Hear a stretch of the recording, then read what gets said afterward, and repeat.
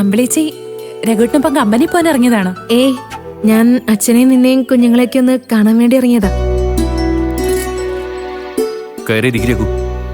ഞാൻ ലച്ചുമോളെയും വിച്ചുമോനെയും നഴ്സറി വിട്ടിട്ട് വരാം.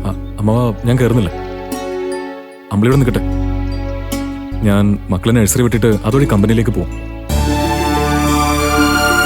പിന്നെ രഘുവേട്ടനെ വരെ നഴ്സറി വിടുമെങ്കിൽ പിന്നെ അച്ഛൻ പോകണ്ടല്ലോ.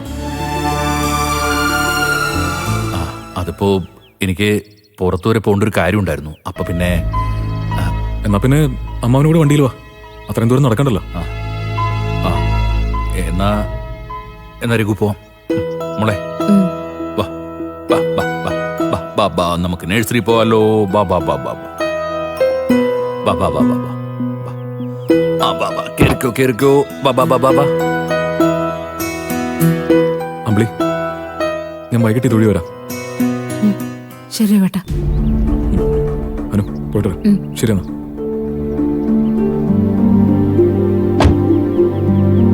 പോവാ. ശരി.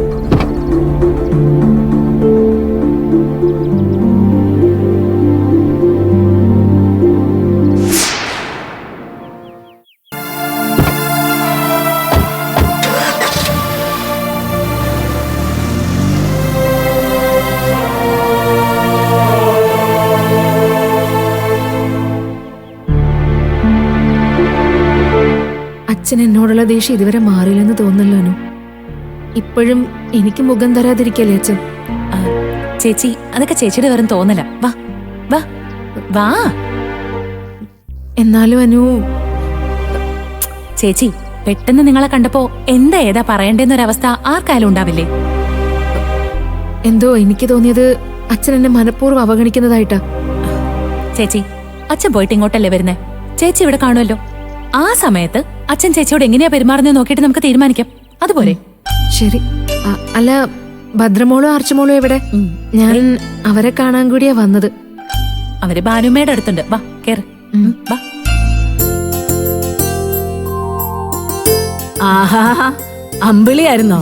ഞാനേ ഇവരെ ഉടുപ്പൊക്കെ ഇടിച്ച് നല്ല സുന്ദരി കുട്ടികളാക്കുമായിരുന്നു.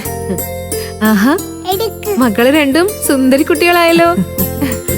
ദാ മക്കളെ, വല്യമ്മ നിങ്ങൾക്ക് വേണ്ടി കൊണ്ടുവന്ന ചോക്ലേറ്റ് രണ്ടുപേരും പോയി കഴിച്ചോ കേട്ടോ. മേടിച്ച് കഴിച്ചോ. രണ്ടുപേരും അകത്തോട്ട് പോക്കോ. ഭാനുമേ, ഞാൻ ഇവരെ നോക്കാൻ മനസ്സുകൊണ്ട് തയ്യാറെടുത്ത് വരികയായിരുന്നു. അപ്പോഴാ അച്ഛൻ ഇവരിങ്ങോട്ട് കൊണ്ടുവന്ന്. എനിക്കത് എന്തുമാത്രം സങ്കടമായിരുന്നോ.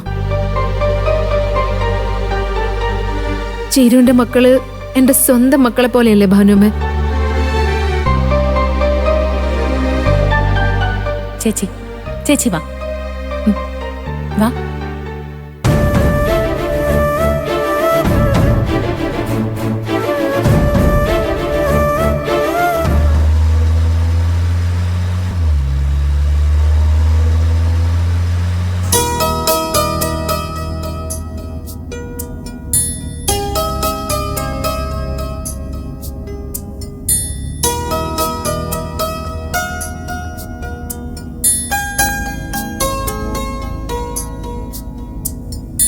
ചീരുവിന്റെ മക്കളുടെ ഉത്തരവാദിത്വം കൂടി ഏറ്റെടുത്തോളാം എന്ന് പറയാൻ വേണ്ടിയാണോ രഘു നീ അമ്പിളിയും കൂട്ടി വന്നത്?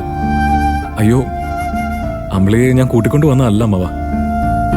അവൾക്ക് അവിടെ തനിച്ചിരിക്കാൻ പറ്റില്ലെന്ന് പറഞ്ഞ് എന്നോട് ഇറങ്ങി വന്നതാ. അതെന്താ, അവിടെ ജോലിയൊന്നുമില്ലേ?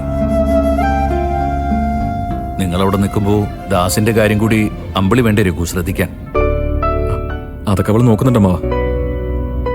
ഇന്നാണെങ്കിൽ ദാസങ്ങൾ അതിരാവിലെ ഇറങ്ങി. പിന്നെ ശാന്തമ്മയൊന്നും വരില്ലാന്ന് തോന്നുന്നു. അതുകൊണ്ടൊക്കെയാവും അവള് അമ്മാവനൊന്ന് കാണണമെന്ന് പറഞ്ഞിറങ്ങിയത്.